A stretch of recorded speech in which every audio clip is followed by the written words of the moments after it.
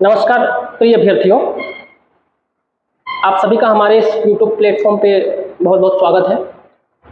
शिक्षक भर्ती वर्ग 2 जो कि पेपर हुआ था कल, इसमें कुल 150 प्रश्न थे, जिसमें से 30 प्रश्न विज्ञान और गणित से आए हुए थे। ठीक है, जिसमें से 30 में 15 प्रश्न गणित से थे और 15 प्रश्न विज्ञान के थे। तो गणित में आए हुए 15 प्रश्नों को हम विस्तार पूर्वक यहाँ पे चर्चा करेंगे।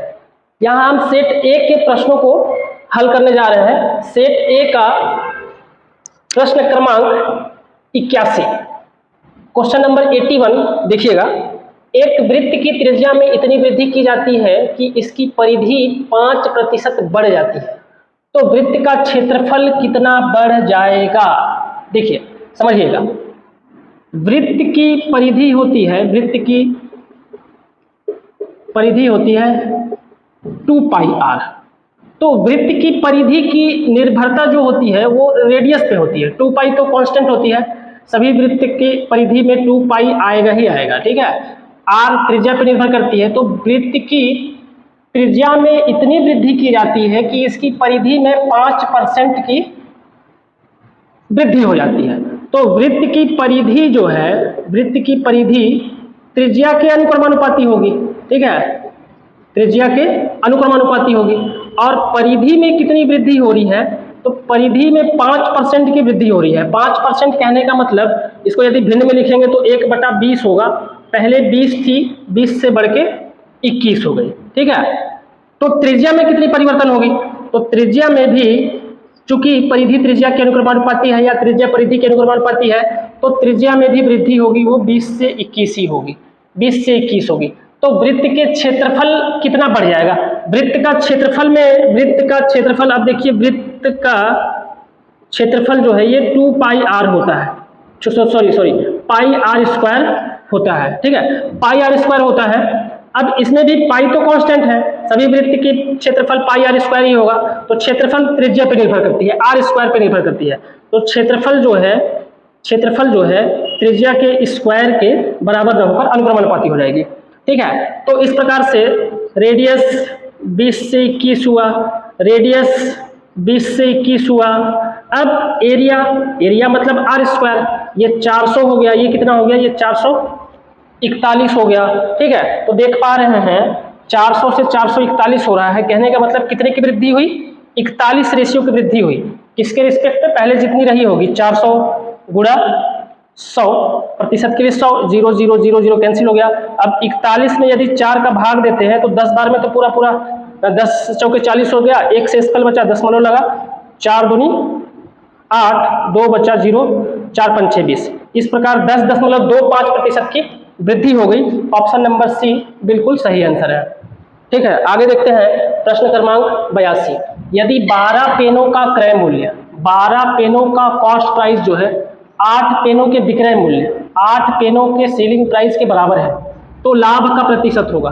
Cost price upon selling price 8, 12 नीचे चला जाएगा, 4 दूना 8, 4 तिया 12। Cost price upon selling price 2/3। अब सीपी और एसपी का रेशियो लिखेंगे तो सीपी 2 है, 3 है। देखिए वृद्धि कितने की हुई? 1 की वृद्धि हुई। ठीक है, किसके रिस्पेक्ट में? 2। तो जब सेलिंग प्राइस कॉस्ट प्राइस से ज्यादा होगा तो लाभ होगा, और लाभ प्रतिशत पूछ रहा है। ठीक है, 1 रेशियो का लाभ हो रहा है, किसके रिस्पेक्ट में? 2 रेशियो के, परसेंट के लिए 100, तो ये हो जाएगा 50%, ये हो जाएगा 50%। ठीक है, तो इसका आंसर हो जाएगा ऑप्शन नंबर सी, बिल्कुल सही आंसर है। प्रश्न क्रमांक 83 देखिएगा। यदि 5x, देखिए 5x बराबर 6y = 30⁻7 है। ठीक है, अब देखिए xy upon x plus y ये आपको फाइंड आउट करना है। तो 5x 30⁻7, इसको हम लोग लिख सकते हैं 5 = 30 पूरे का पावर 7/x। ठीक इसी प्रकार 6y 30⁻7 ये जो दे रखा है, इसको हम लोग लिख सकते हैं 6 = 30⁻7/y। ये इक्वेशन नंबर फर्स्ट हो गया, इक्वेशन नंबर सेकंड हो गया। ठीक है, दोनों इक्वेशन को आप मल्टीप्लाई कर दीजिए, तो equation first multiply equation second. ठीक है, दोनों इक्वेशन को यदि हम गुणा कर दें तो देखिए 5 लेफ्ट साइड का लेफ्ट साइड से, राइट साइड का राइट साइड से गुणा होगा 5 30 हो जाएगा, और 30 7/x पावर गुणा 30 पावर 7/y है। ठीक है, जब भी आधार अगर बराबर हो तो पावर घातें आपस में जुड़ जाती है। 30 पावर 7/x प्लस 7/y हो जाएगा, और 30 पावर में कुछ नहीं है मतलब 1 है। जब दोनों का बेस इक्वल हो, आधार बराबर हो, तो पावर भी आपस में बराबर हो जाएगा। 7x plus 7/x plus 7/y। अब देखिए 7 यदि कॉमन लेते हैं तो हम लोग ये हो जाएगा x plus y upon x y. ठीक है, अब इसके बाद देखिए आपको जो फाइंड करना है उसमें एक्स वाई ऊपर है। ठीक है, तो ये जो है 7 तो नीचे चला गया, x plus y upon x y. अब जो है आपको जो ज्ञात करना है उसमें एक्स वाई ऊपर में है, एक्स प्लस वाई नीचे में है, तो इसको इन्वर्स कर देंगे। X y upon x plus y बराबर हो जाएगा 1/7 है, तो कितना हो जाएगा 7/1। कहने का मतलब 7, ऑप्शन नंबर डी आपका सही हो जाएगा। आगे देखिए प्रश्न क्रमांक 84। ठीक है, यदि a अनुपात b अनुपात c बराबर 2:3:4 है, दिया है a अनुपात b अनुपात c बराबर 2:3:4, तो आपको a/b अनुपात b/c अनुपात c/a ये ज्ञात करना है। ठीक है, देखिए a कितना है 2 है, b कितना है 3 है, बटे b कितना है 3 है, और c कितना है देखिए 4 है। c कितना है 4 है, और a कितना है 2 है। ठीक है, अब देखिए क्या करते हैं, इसको हम लोग सरल अनुपात में बदलते हैं। तो 3, 4 और 2 का एलसीएम कितना हो जाता है, तो 4 × 12 हो जाता है। तो 12 का मल्टीप्लाई आप यहाँ भी कर दीजिए, 12 का मल्टीप्लाई यहाँ भी कर दीजिए, 12 का मल्टीप्लाई यहाँ भी कर दीजिए। तो 3 चौके 12, 4 दूनी 8, 4 तियाँ 12, 3 तियाँ 9, 2 6 12, 6 चौके 24, 8:9:24। ऑप्शन नंबर डी बिल्कुल करेक्ट आंसर होगा। चलिए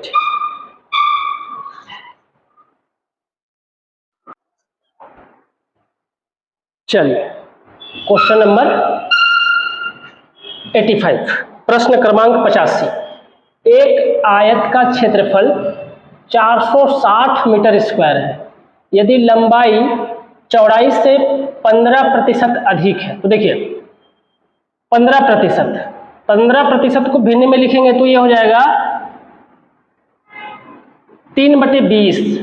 अब प्रश्न को पढ़ेंगे ध्यान से, लंबाई चौड़ाई से, किससे चौड़ाई से, तो ये जो 20 है ये चौड़ाई है, इससे अधिक है लंबाई। कितना अधिक है, तो 3 अधिक है। तो लंबाई और चौड़ाई का यदि रेशियो लिखें तो चौड़ाई और लंबाई का यदि रेशियो लिखें तो चौड़ाई हो जाएगा 20 रेशियो, तो 3 अधिक मतलब लंबाई हो जाएगा 23 रेशियो। ठीक है, तो आयत की चौड़ाई कितनी है, आयत की चौड़ाई कितनी है। अब आयत का क्षेत्रफल दे रखा है, आयत का क्षेत्रफल लंबाई गुणा चौड़ाई होता है, ये दे रखा है 460 मीटर स्क्वायर, और लंबाई गुणा चौड़ाई जो होता है वो आयत का क्षेत्रफल होता है 460 मीटर स्क्वायर। तो इस प्रकार जब भी अनुपात के रूप में दे रखा होगा तो चौड़ाई हो जाएगा 20x, लंबाई हो जाएगा 23x। ठीक है, तो देखिए लंबाई रख देते हैं अपन 23x और चौड़ाई 20x बराबर 460, तो x स्क्वायर बराबर हो जाएगा 460/23 गुणा 20। ये देखिए 23 दूना 46, ये पूरा कैंसिल हो गया, तो x बराबर x स्क्वायर बराबर 1 होगा, x बराबर 1 हो जाएगा। तो चौड़ाई कितना है, आयत का चौड़ाई कितना है, तो चौड़ाई देखिए कितना है आपका 20x है। ठीक है, तो आयत का चौड़ाई हो जाएगा 20x, कहने का मतलब 20 गुणा 1 बराबर 20 मीटर। ठीक है, कितना हो जाएगा 20 मीटर।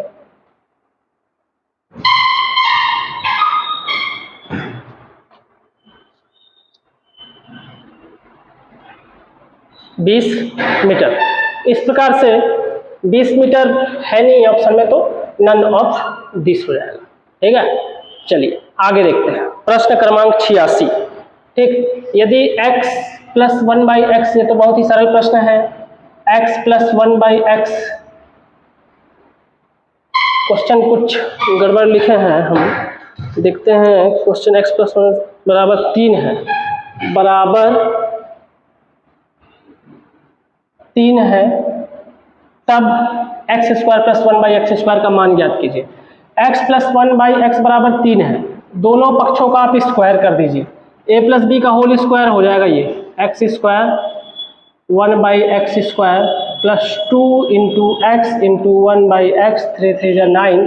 तो देखिए x स्क्वायर प्लस 1/x² बराबर कितना हो गया 9 - 2, 9 - 2 मतलब कितना हो गया 7 हो जाएगा। ऑप्शन नंबर ए सही हो जाएगा। ठीक है, आगे देखिए प्रश्न क्रमांक 87 दो देखते हैं। क्वेश्चन नंबर 87 है ना, दो समानांतर श्रेणी है 3 7 11 15, ठीक है, 30 33 36 39 डॉट डॉट डॉट। यहाँ पे देखिए प्रथम पद 3 है, पदों के बीच का अंतर 4 है, प्रथम पद 30 है, पदों के बीच का अंतर 3 है।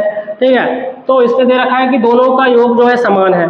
ठीक, समानांतर श्रेणी के पदों का योग होता है, पदों का योग होता है, ये याद रखिएगा आप n/2 2a plus n-1 into D होता है। ठीक है, तो दोनों में पदों का योग जो है समान है, तो n/2 हो गया, ये वाले समानांतर श्रेणी के लिए हो गया 2 गुणा 3 प्लस n-1 इंटू 4, दूसरे वाले के लिए हो गया n/2 2 गुणा 30 प्लस n-1 इंटू 3। ठीक है, n/2 दोनों तरफ से कैंसिल हो गया, 3 दूनी 6 प्लस 4 n-4 बराबर 60, 3 n-3, तो ये हो गया 4n-3n।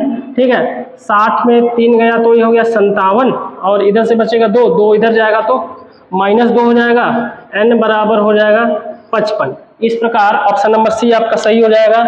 ऑप्शन नंबर सी बिल्कुल सही आंसर है। ठीक है, n का मान होगा, पदों की संख्या होगी 55। अगला देखते हैं प्रश्न क्रमांक 88। एक यात्री मोटरसाइकिल से 10 घंटे यात्रा करता है। ठीक है, आधा दूरी वह 21 किलोमीटर प्रति घंटे की गति से, मान के चलिए व्यक्ति को ए से बी तक जाना है, आधा दूरी वह 21 किलोमीटर प्रति घंटे से, तथा शेष दूरी वह फिर बाकी का आधा दूरी वो शेष दूरी 24 किलोमीटर प्रति घंटे की गति से चलता है। तय की गई दूरी ज्ञात कीजिए। ठीक है, टोटल दूरी आधा दूरी, टोटल दूरी d है मान के चलो, तो आधा आधा दूरी कितना हुआ d/2 आधा दूरी कवर करने में मान के चलो t1 लगता है, आधा दूरी मान के चलिए t2 लगता है। ठीक है, टोटल उसका यात्रा जो है 10 घंटे का है, तो t1 प्लस t2 बराबर 10 घंटे। अब समय बराबर होता है, क्या होता है समय बराबर दूरी बटे चाल, तो d/2/21 प्लस d/2/24 बराबर कितना 10। देखिए समय बराबर होता है दूरी बटे चाल होता है। ठीक है, अब देखिए d/2 तो दोनों में है, d/2 कॉमन ले लेते हैं, तो ये हो गया कितना हो जाएगा 24 और 21 का एलसीएम निकाल लीजिए आप। 21 और 24 का एलसीएम देखिए 3 × 7 = 21, 3 × 8 = 24। ठीक है, तो 8 × 7 = 56 गुणा 3, 3 × 6 = 18 का 1, 3 × 5 = 15, 1 × 16 168। 168। ठीक है, तो ये 8 बार में गया 8 हो गया, ये कितने बार में जाएगा, ये तो 7 बार में, 7 बार में ये चला गया 7 हो गया, 10 हो गया। ठीक है, अब देखिए d/2 7 7 14 1 15, 15/168 बराबर 10, तो d बराबर कितना हो जाएगा 10 गुणा 2 गुणा 168/15 हो गया। ठीक है, अब देखिए ये कट रहा है, 5 × 15, 5 दूनी 10, ठीक है, 3 × 5 = 15, 3 × 6 = 18, पूरा कैंसिल हो गया, तो डिस्टेंस कितना आ जाएगा 2 दूना 4, 4 × 6 = 24 का 4, 4 × 5 = 20, 21 22, 224 किलोमीटर। ठीक है, 224 किलोमीटर। ऑप्शन नंबर बी बिल्कुल सही आंसर है।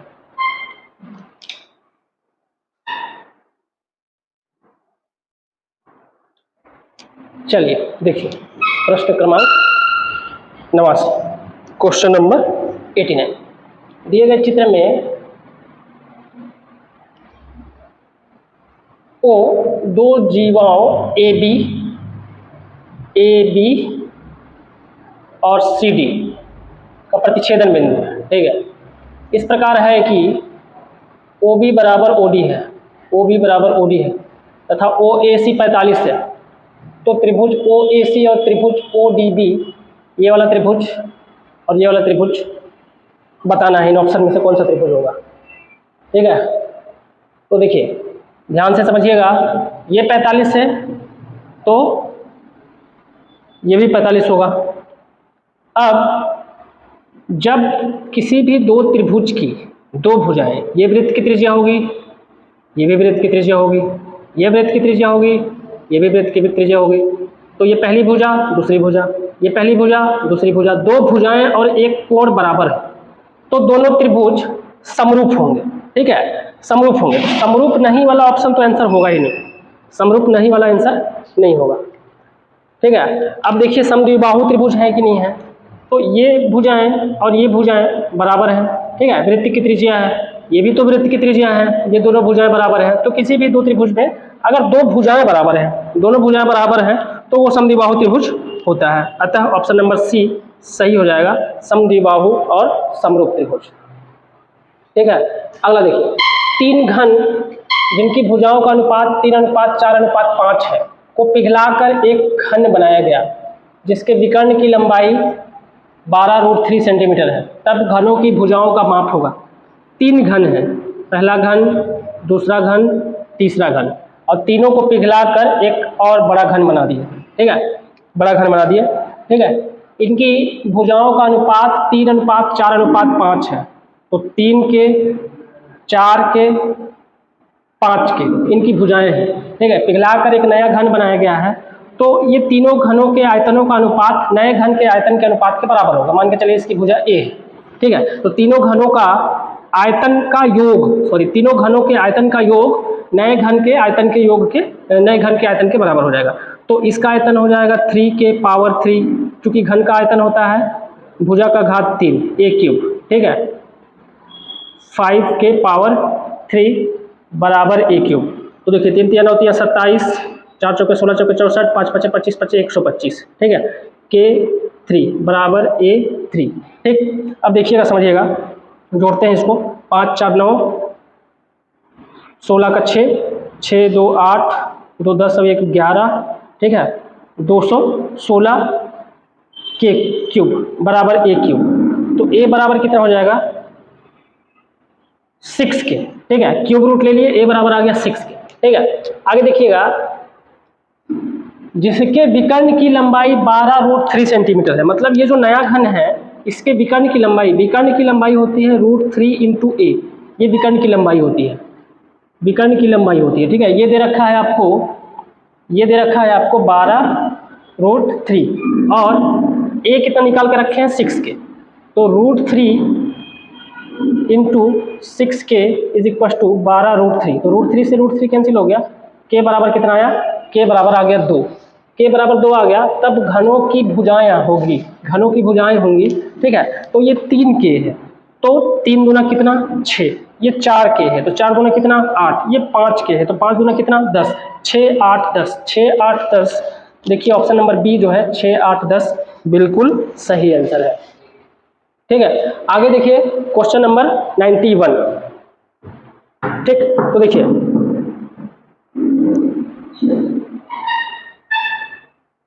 16% वार्षिक प्रतिवर्ष की दर से साधारण ब्याज पर 2 वर्ष में 2280 रुपए का कर्ज चुकाने के लिए कितना त्रैमासिक भुगतान करना पड़ेगा। मान लेंगे, माना त्रैमासिक भुगतान कितना है, माना त्रैमासिक भुगतान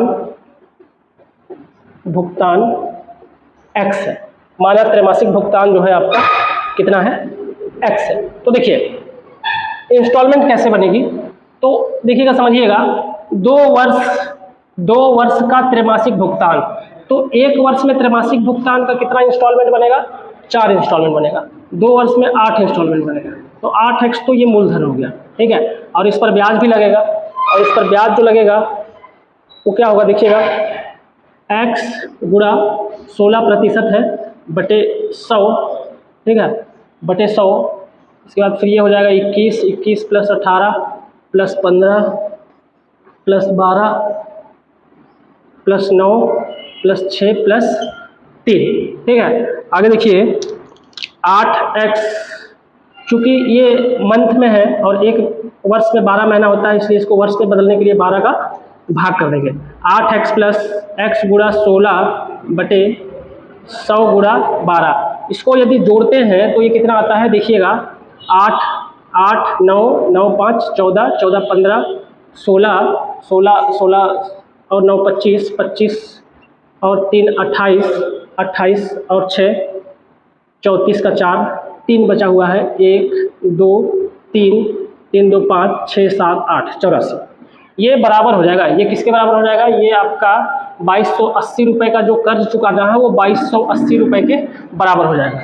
अब इसको सॉल्व करेंगे, आगे देखिए 12 सत्ते 84 हो गया, ठीक है, 12 सत्ते 84 हो गया, तो ये कितना हो गया 800x प्लस 7 6 42 7 एकम 7 4 11x बटे 100 है, 100 इधर चला जाएगा तो 2280 गुणा 100 हो जाएगा, ठीक है। अब इसको हल करेंगे तो ये हो जाएगा 912x बराबर 2280 गुणा 100, x बराबर हो जाएगा 2280 गुणा 100 बटे 912। इसको सॉल्व करेंगे, यदि इसको सॉल्व करेंगे तो ये कितना देखो किससे कटेगा, ये देखिए 4 4 दूना 8, 9 से 4 दूना 8 4 दूना 8 4 8 32, ठीक है, 4 पंचे 20 4 7 28 0।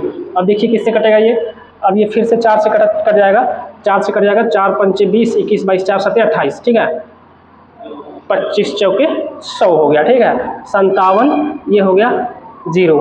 तो x बराबर हो गया 25 गुणा 10 250 रुपये। अतः त्रैमासिक भुगतान राशि जो होगी वो होगी 250 रुपये। 250 रुपये आपका बिल्कुल सही आंसर है, ठीक है। आगे देखिए क्वेश्चन नंबर 92। दो त्रिभुज समरूप हैं, त्रिभुज ABC तथा DE का परिमाप, तो जब दो त्रिभुज समरूप होंगे तो दोनों के परिमाप का अनुपात, त्रिभुज ABC दोनों त्रिभुज के परिमाप का अनुपात उनके भुजाओं के अनुपात के बराबर हो जाएगा, इनकी भुजाओं के अनुपात के बराबर हो जाएगा। तो इनकी भुजा है देखिए BC और दूसरा जो फाइंड आउट करना है EF, ठीक है। तो देखिए परिमाप है 30, ABC तथा परिमाप का अनुसार 30 और 18, 30 और 18 है, और BC है 9, EF बड़े आराम से अपन याद कर सकते हैं, EF बराबर हो जाएगा 30 बटे 18 सॉरी 9 गुणा 18 बटे 30, ठीक है, 6 पंचे 30 6 तियाँ 18, ठीक है, तो ये हो गया 9 तियाँ 27 27 बटे 5 27 बटे 5 कहने का मतलब 5 बटे 25 और 5 चौके 20 5.4। ऑप्शन नंबर बी आपका बिल्कुल करेक्ट आंसर हो जाएगा।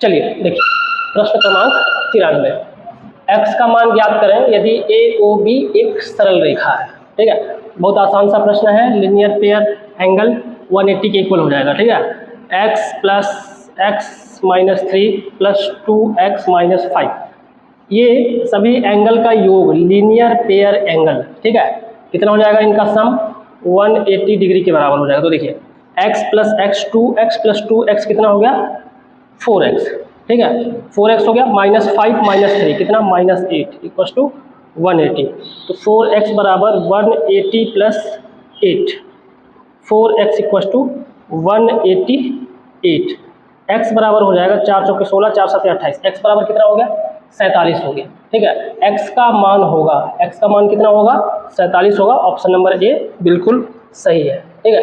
अगला चलिए question number 94, x plus 1 upon y equal to कितना है 1 है, और y plus 1 upon z equal to कितना है 1 है, ये दे रखा है, ठीक है। z plus 1 by x find out करना है, मतलब x बराबर 1 माइनस 1 बाई वाई कर लीजिए, x बराबर y माइनस 1 अपन वाई कर लीजिए, नीचे में कुछ नहीं मतलब 1 है, इसको इन्वर्स कर देंगे, उल्टा कर देंगे तो 1 अपन एक्स का वैल्यू ये हो गया, और z का वैल्यू इधर से चाहिए तो 1 बाई जेड 1 माइनस वाई हो गया, नीचे में कुछ नहीं मतलब 1 है, तो z बराबर 1 अपन 1 माइनस वाई हो जाएगा, ठीक है, ये z का मान हो गया। अब आपको ज्ञात क्या करना है, z प्लस 1 बाई एक्स करना है, z है 1 अपन 1 माइनस वाई प्लस 1 अपन एक्स कितना है y अपन y माइनस 1 है, 1/1 माइनस वाई हो गया, माइनस का चिन्ह हो गया, 1 माइनस वाई हो जाएगा, 1 माइनस वाई, ठीक है। एलसीएम आ गया 1 माइनस वाई। अब ये 1 माइनस वाई ऊपर में भी आ जाएगा, ऊपर नीचे कट जाएगा, आंसर कितना आएगा, 1 आएगा। इस प्रकार इसका आंसर हो जाएगा ऑप्शन नंबर बी, बिल्कुल सही आंसर है, ठीक है। लास्ट प्रश्न है, देखिए नीचे दिए गए पाई चार्ट में एक शहर के शिक्षित व अशिक्षित महिलाओं एवं पुरुषों का प्रतिशत दिया गया है। यदि कुल पुरुषों एवं महिलाओं की संख्या 2,50,000 है तो शिक्षित पुरुषों एवं महिलाओं के बीच कितना प्रतिशत है। तो देखिए समझिए, बहुत ही सरल प्रश्न है। कुल प्रतिशत कितना हो जाएगा, 100% हो जाएगा, और 100% कुल जनसंख्या के बराबर हो जाएगा, 2,50,000। तो 1% कितना हो जाएगा, 2 0 देखिए कट जाएगा, ठीक है। कितना हो जाएगा, 2500 हो जाएगा, ठीक है, 2500 हो जाएगा। अब देखिए शिक्षित पुरुषों एवं महिलाओं के बीच कितना अंतर है। तो शिक्षित पुरुष देखिए यहाँ पे कितना है, शिक्षित पुरुष है 24%, ठीक है, और शिक्षित पुरुष 24% है, और महिलाओं के बीच दोनों शिक्षित पुरुष जो है 35 है, अशिक्षित 24% है, शिक्षित पुरुष जो है 35% है, और शिक्षित महिलाएं कितनी हैं, तो ये 33% है, 33%। दोनों का डिफरेंस कितना है, 2%। तो 1% बराबर 2500, तो 2% बराबर 2500 गुणा 2 कितना, 5000, ठीक है। बिल्कुल आसान सा प्रश्न था, इसका आंसर कितना हो जाएगा, ऑप्शन नंबर सी, 5000 बिल्कुल करेक्ट आंसर है, ठीक। तो इस प्रकार हम लोगों ने शिक्षक भर्ती के गणित के आए हुए 15 प्रश्नों को बहुत विस्तार पूर्वक चर्चा कर लिया, हल कर लिया, ठीक है। चलिए, ठीक, धन्यवाद, थैंक यू।